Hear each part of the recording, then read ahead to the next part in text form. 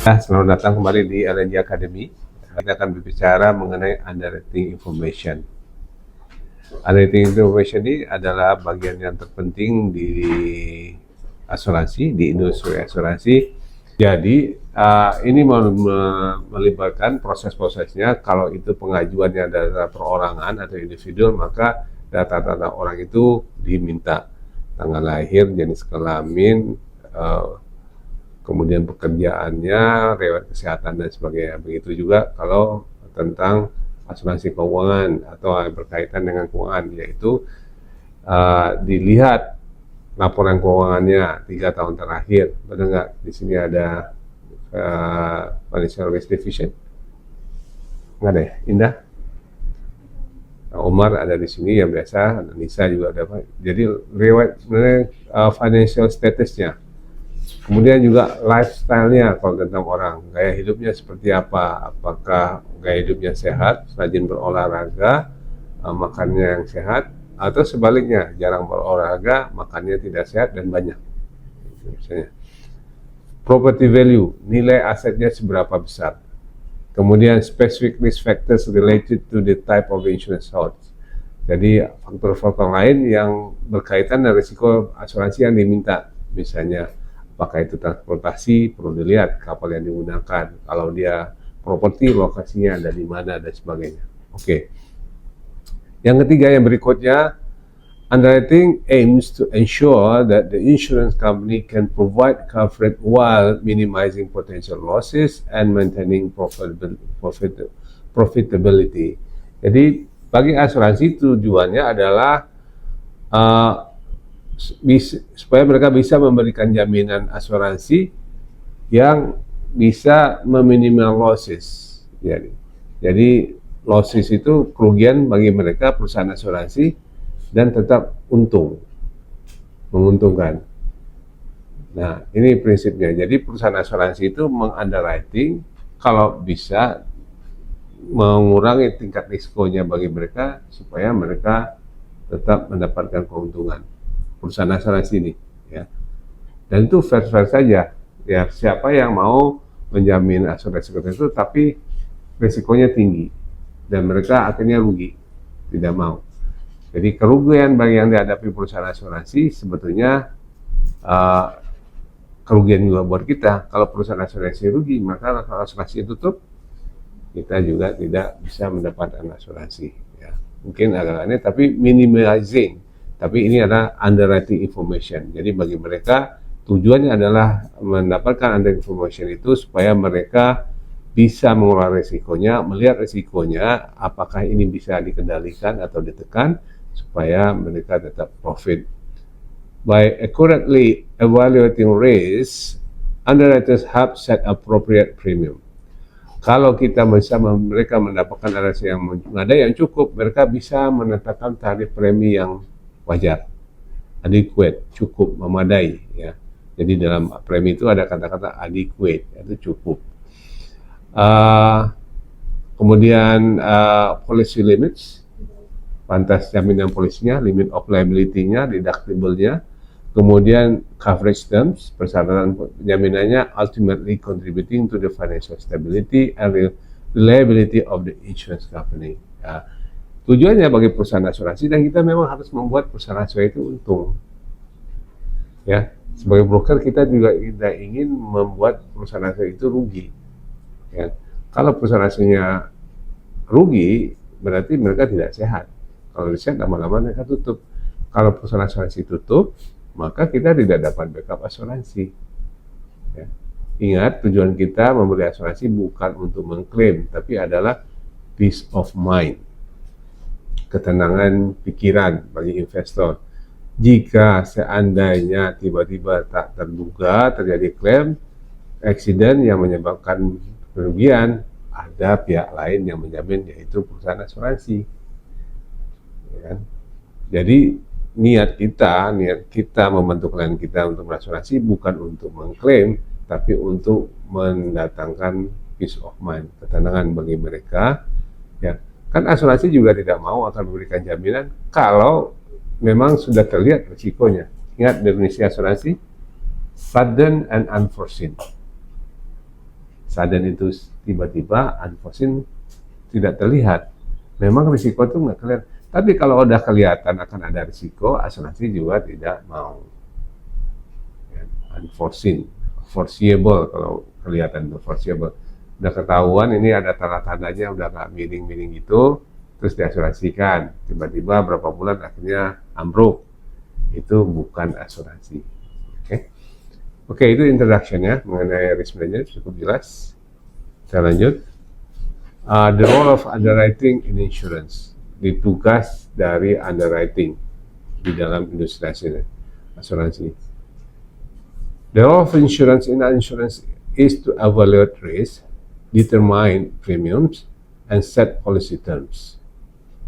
Jadi tugas bagi underwriting teman-teman kita, W, ingat ya, kalau ke pricing kan biasanya apa katanya? Lagi di W, nah, W underwriter ya kan, dari W. Nah, kenapa W itu lagi ngapain? Nah, ini yang mereka lakukan. Evaluate the risk, data yang kita kirim dipelajari, pricing streamnya, coveragenya apa saja, premi berapa, terus lihat underwriting information atau informationnya apa saja. Jadi underwriting information itu vital, penting ya, untuk asuransi. Oke. Kemudian this process ensures accurate risk assessment. Tujuannya adalah supaya mereka tepat dalam menilai risikonya, ya.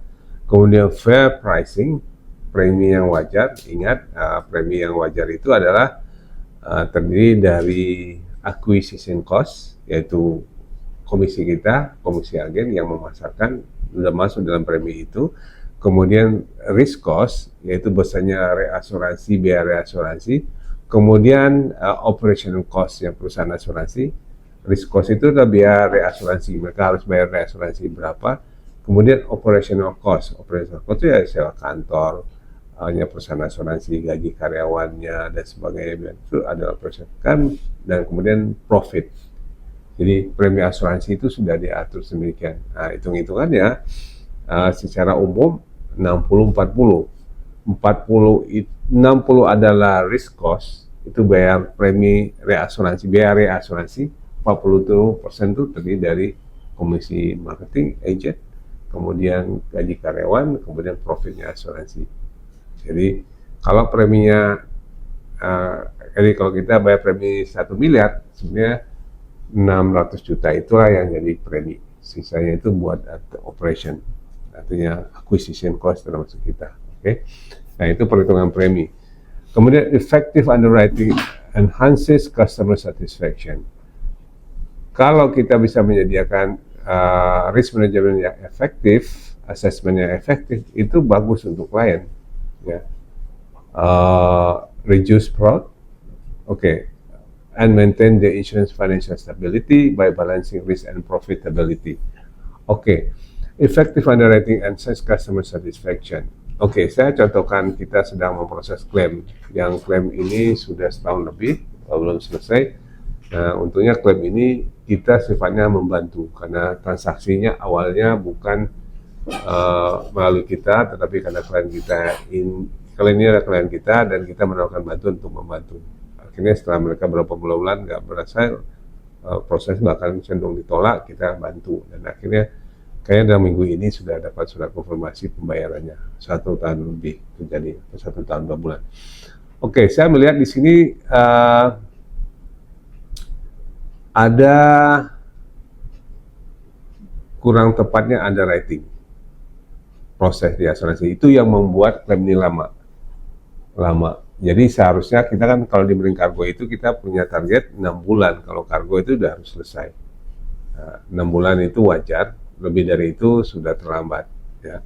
Dan biasanya kita 3 bulan selesai, tapi 6 bulan untuk klien besar ini, kliennya besar 17 miliar, jadi 1 juta dolar lebih ya.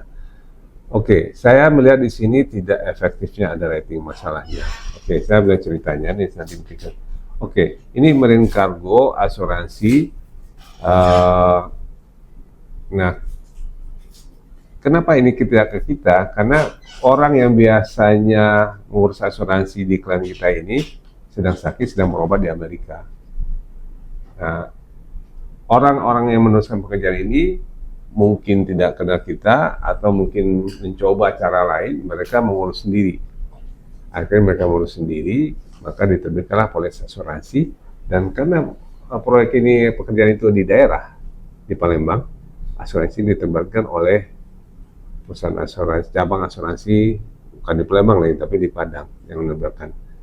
Nah, saya melihat setelah evaluasi ini, saya lihat sepertinya di dalam hal ini terjadi kurangnya underwriting proses yang baik. Pertama, underwriternya itu yang misalnya tidak mengevaluasi dokumen dengan teliti sebelum mereka mengkonfirmasikan penawarannya. Oke, buat teman-teman yang kargo, pasti sekarang merasakan kalau nilai 17 miliar itu pasti tidak bisa satu perusahaan asuransi. Betul nggak? Co-insurance, betul kan? Co-insurance. Nah, ini 100% oleh satu perusahaan asuransi dan di-accept oleh cabang pula. Biasanya kan harus ke pusat dulu kan, biasanya kan, Pak belum dikonfirm dari pusat, kita belum bisa. Nah, ini diterbitkan oleh terbit polis, nilainya besar 17M, dan belakangan ketahuan kita setelah kerjasama dengan loss adjuster, ternyata banyak dokumen-dokumen itu yang tidak sempurna dan meragukan. Oke. Nah, sehingga pihak asuransi ragu dengan klaim ini. Kantor pusatnya ragu apakah sudah dilakukan dengan baik atau tidak, dan apakah nanti pihak reasuransi akan mengganti atau tidak. Itu masalahnya. Tetapi secara dokumen, polis ini sudah benar, sudah sah. Sudah diterbitkan, sudah diterangkan, premi sudah dibayar, klausulnya ada di situ. Tapi setelah mereka evaluasi setelah jadi klaim, mereka menemukan banyak hal-hal yang tidak sempurna. Tapi polis sudah terbit. Nah, kita sebagai konsultan bilang, Pak, tapi polis sudah terbit. Kalau memang ada yang ganjil di belakangnya, atau istilah sekarang itu agak lain, itu tadi sebelum Bapak terbit polis harusnya dilakukan. Ya, kalau sekarang kan kita sudah sama polis. Nah, itulah yang saya katakan, ada kemungkinan dalam case ini tidak melakukan underwriting proses yang baik. Padahal itu harus dilakukan oleh perusahaan asuransi. Oke? Jadi, effective underwriting and customer satisfaction akhirnya tidak dapat mencapai customer satisfaction karena klaimnya ditunda-tunda 17 miliar. Alat itu harusnya sudah bekerja, menghasilkan berapa banyak, ada 7 alat berat kalau nggak salah. Ya? Sementara leasingnya tetap harus dibayar, berarti kliennya kecewa, dissatisfaction, karena ketidakhati-hatian dalam underwriting. Sebetulnya kalau alternatif dan underwriting pertama, dia katakan, oke, kami bisa, tapi kami hanya 20%, reasuransi tunggu konfirmasi dulu. Atau bisa, tapi kami minta surveyornya si A, si B, si C, misalnya, supaya kalau terjadi klaimnya dan sebagainya sudah sesuai. Nah, itu. Kemudian satisfaction tadi reduces fraud.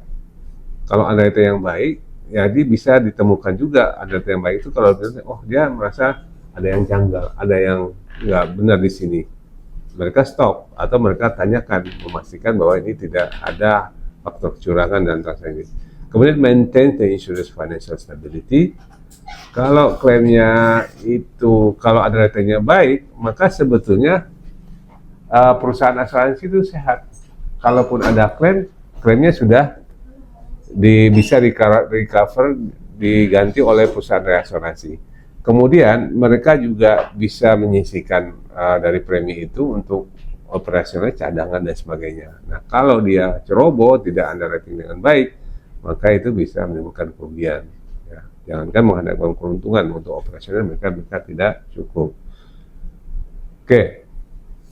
Nah, sekarang apa saja informasi jenis asuransi yang dibutuhkan? Kalau itu tentang asuransi kesehatan, asuransi perorangan, asuransi jiwa, maka personal information yang diperlukan. Age, umur. Ya. Umur itu penting bagi asuransi. Kenapa? Kalau untuk kesehatan, kalau masih muda, risiko kesehatannya rendah. Semakin bertambah umur, semakin tinggi. Orang kalau udah berumur, bahkan seperti saya di atas 60, tidak ada lagi perusahaan asuransi yang mau memberikan jaminan asuransi kesehatan. Ya. Tapi jangan ini dulu. Sekarang terjadi anomali.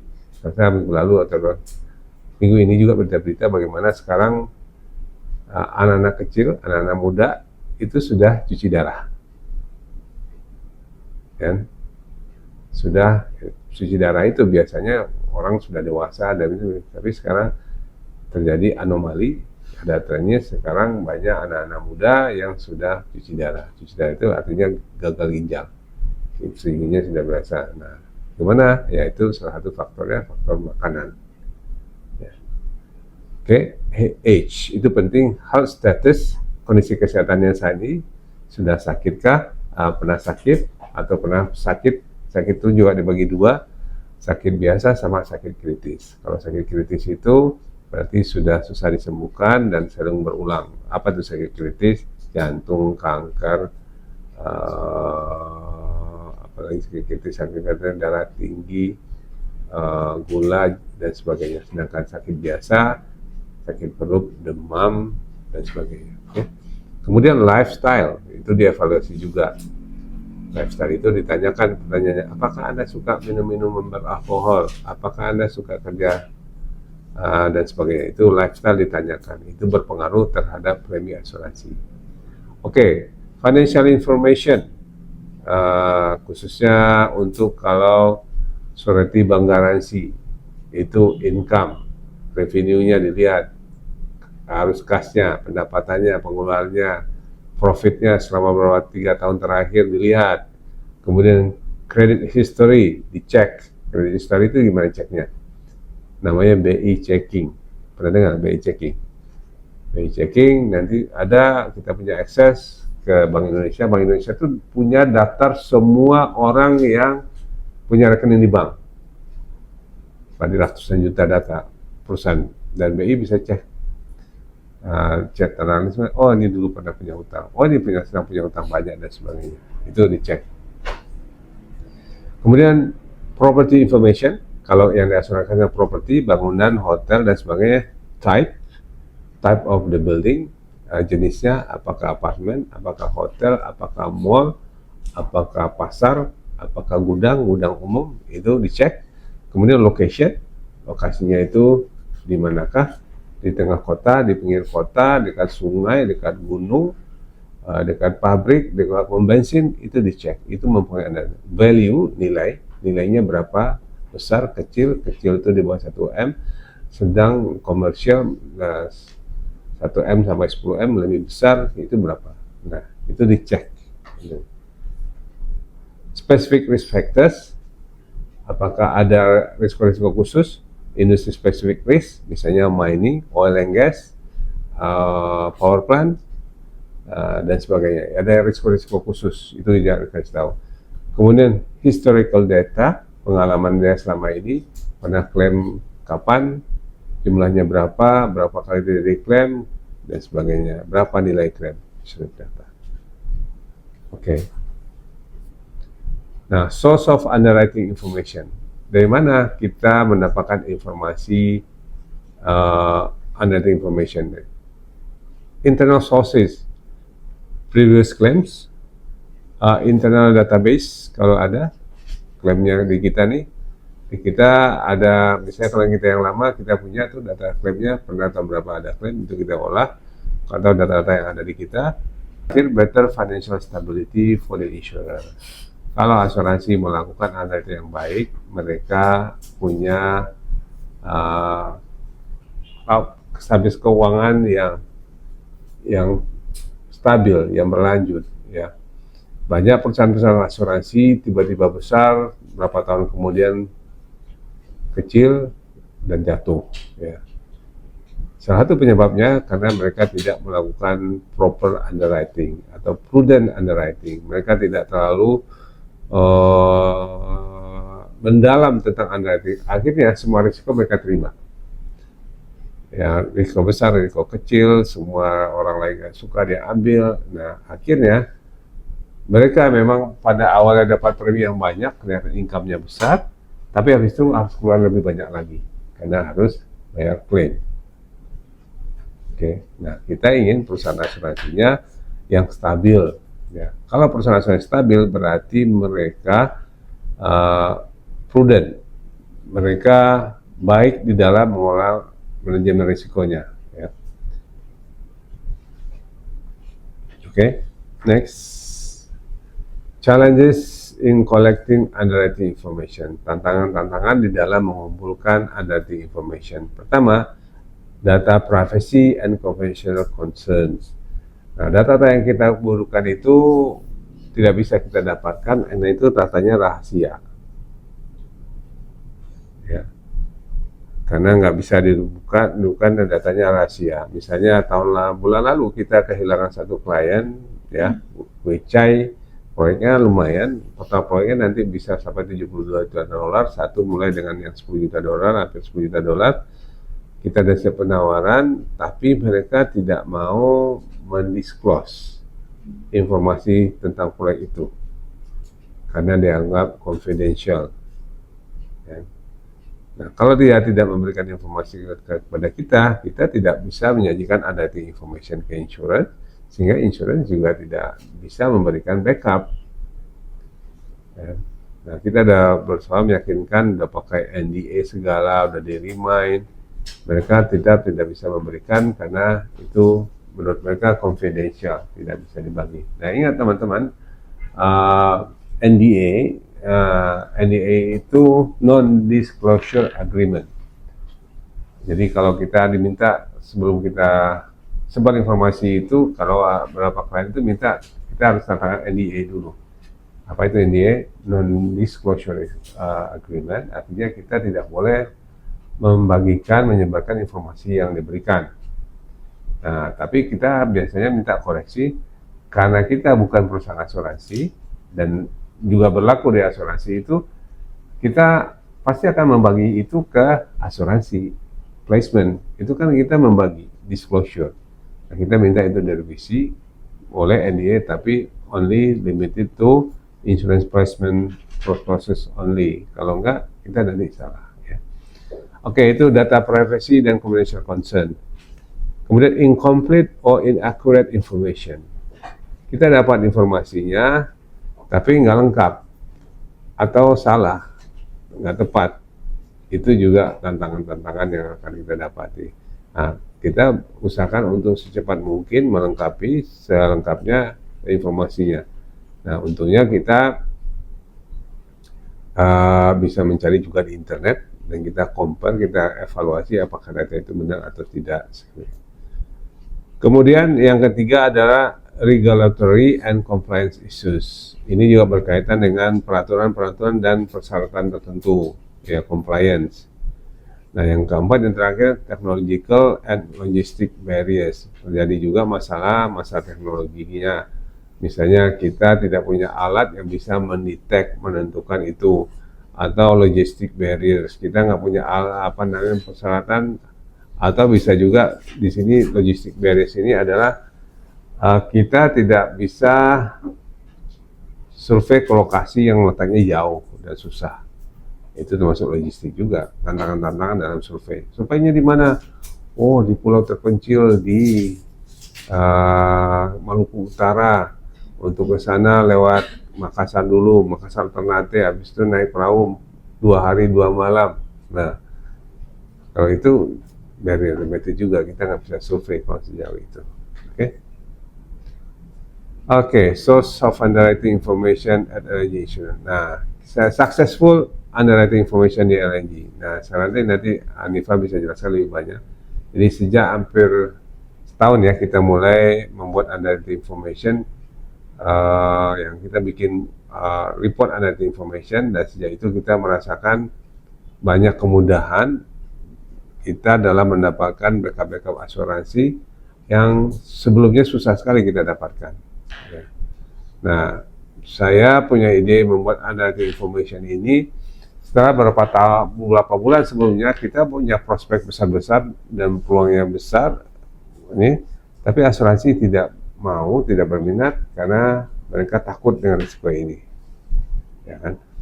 Dan termasuk banyak proyek-proyek Wika, banyak proyeknya, banyak yang akhirnya kita nggak, akhirnya saya punya ide gimana kalau kita buat underwriting information.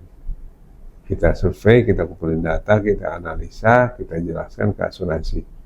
Nah, sejak itu kita merasakan sekali ya, Hanifah nanti akan cerita bagaimana perubahan itu. Nah, salah satu ini di sini adalah ASDN. ASDN ini adalah perusahaan Singapura dan Hong Kong, beroperasi di minyak pembangkit mini hidro. Saat ini ada 3 dengan kita, 1 di Karo yang nanti bulan September akan habis, 2 yang sudah baru kita panjang itu di daerah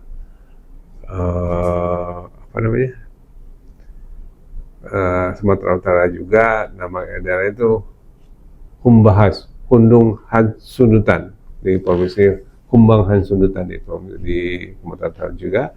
Dan mereka juga sedang membangun, selesai mulai ini atau bulan depan 2 lagi baru di Karo, daerah Karo.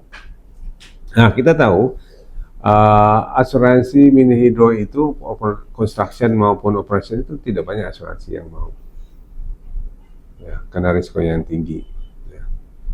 Nah, tapi dengan kita menyajikan underwriting information, akhirnya mereka melihat, oh ini risikonya manageable. Ya, misalnya, oh kontraktor itu adalah perusahaan dari China, dan kita tahu China adalah perusahaan China, dan negara China juga adalah sekarang ini yang paling canggih di dalam konstruksi. Mereka sukses bangun konstruksi yang rumit, yang susah, sivil, infrastruktur. Salah satu yang terbesar itu adalah Three Gorges Dam, ya, dam terbesar di China, itu terbesar di dunia, panjangnya puluhan kilometer yang di dam,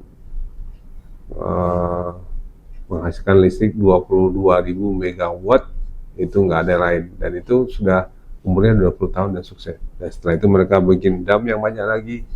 Kalau kalian suka lihat di short itu bagaimana jembatan-jembatan yang nggak masuk akal, bagaimana jembatan tingginya 300 meter dari lantai ke bawah, panjangnya 1 kilo, nggak ada tiangnya. Cina. Jadi, nah saya sampaikan bahwa kita perlu juga memperbaiki persepsi kita tentang kualitas kontraktor Cina.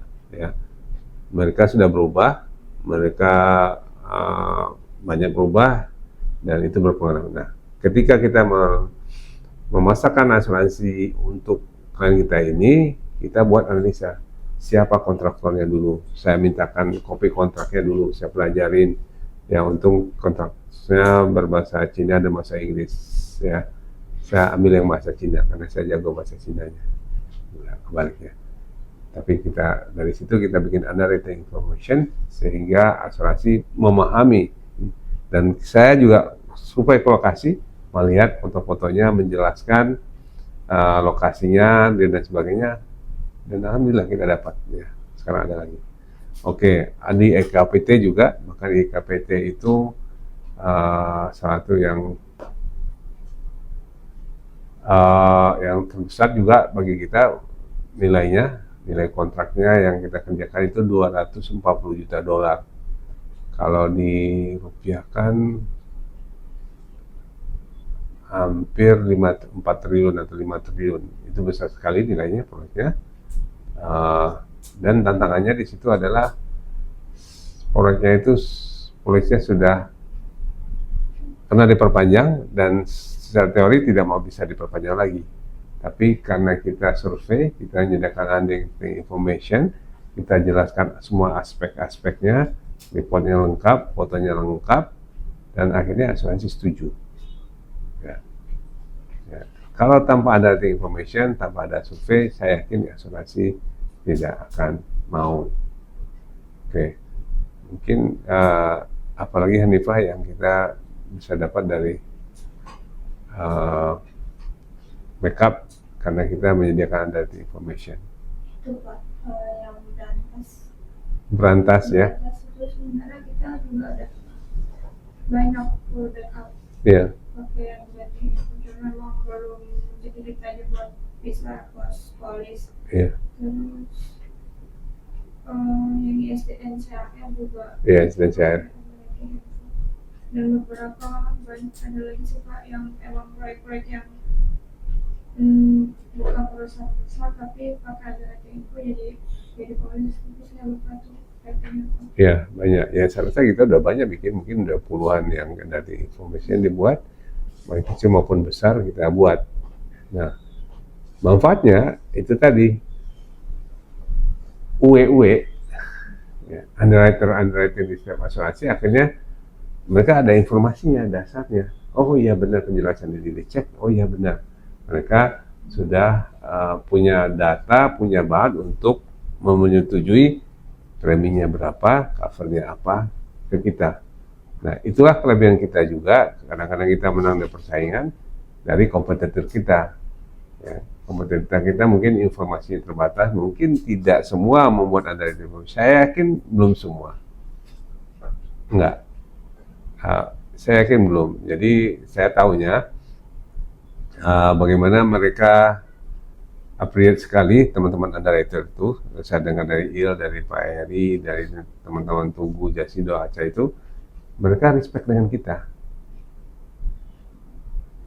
Jadi sekarang ini kalau data dari kita itu mereka lebih reliable. Kalaupun bersaing dengan yang lain nggak punya underwriting information. Mungkin hanya copy data yang sama kirim dari sini. Dulu kita juga gitu, tapi sekarang kita olah data itu, kita bikin jadi underwriting information, lalu kita kirim. Oke.